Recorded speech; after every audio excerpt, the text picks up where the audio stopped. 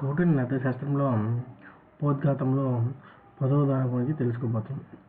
రాజుల కర్తవ్యములలో 2వ రకములో చేరినవి భూసంపాదనము సంబంధించినటివి. తనకున్న రాజ్యముతో తృప్తిగాంచక ఇతర రాజ్యములు జయించి తన రాజ్యమును విస్తరింపజేసుకొనుటలో ఆధర్మం మెట్టిదై లేకపోయేగాక ఇది రాజులకు పరమధర్మమని పూర్వాచార్యులు మతమును అనుసరించి కౌటిల్యుడు ఘంటాపథంగా పలికి ఉన్నాడు. ఇది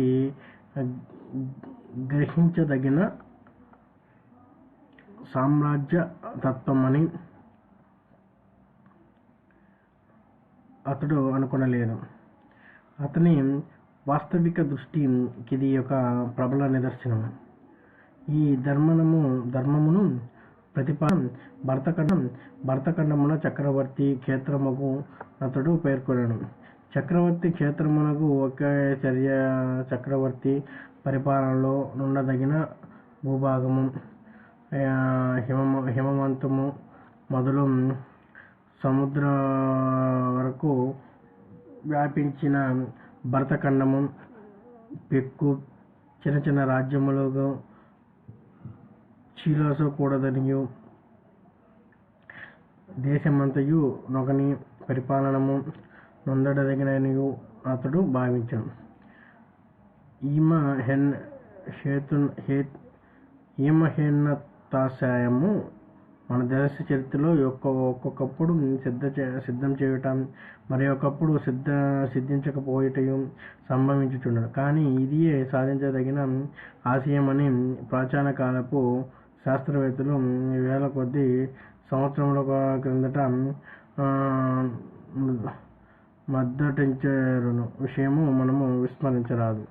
ఈ ఆశయమును సాధించుట అవసరమగు సాధనముల అన్వేషించు సందర్భములు రాజు అనుసరించదగిన విదేశీ రాజ్యాంగ నీతి ఎట్టిదగా ఉండవలెనో ఆ నీతి సఫలమగుట రాజులు ఎట్టి బలమును సమకూర్చవలెనో కౌటిల్యుడు వివరించెను.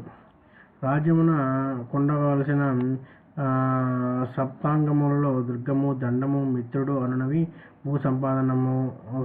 భూసంపాదనమందు రాజున ఉపకరించి సాధనములు దుర్గములను సహజములు కృత్రిములు అని 2 రకముల కౌటిల్యుడు విభాగము చేసెను.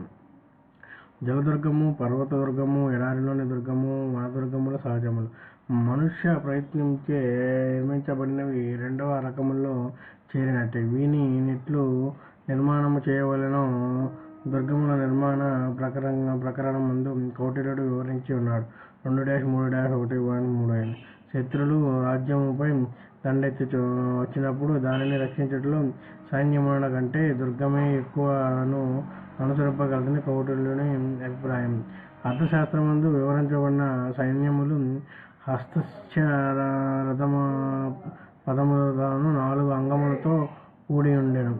సైన్యములు బ్రాహ్మణ ప్రయాగము ఉండవలెనని పూర్వాచార్యులు చెప్పినను. కౌటిల్యుడు వారి అభిప్రాయములను ఖండించి సైన్యములు క్షత్రియ ప్రాయములుగా ఉండవలసిననియు కావలసిన సంఖ్యలో క్షత్రియులు లభించినప్పుడు వయసులో శూద్రులను చేర్చుకొని వలనియు అతడు చెప్పాడు. 2-2-21 సైన్యములలో మౌల బలము మృతకల బలము శ్రేణి బలము మిత్రబలము ఆమృత బలము ఆటవిక బలము అను 6 భాగములుండు.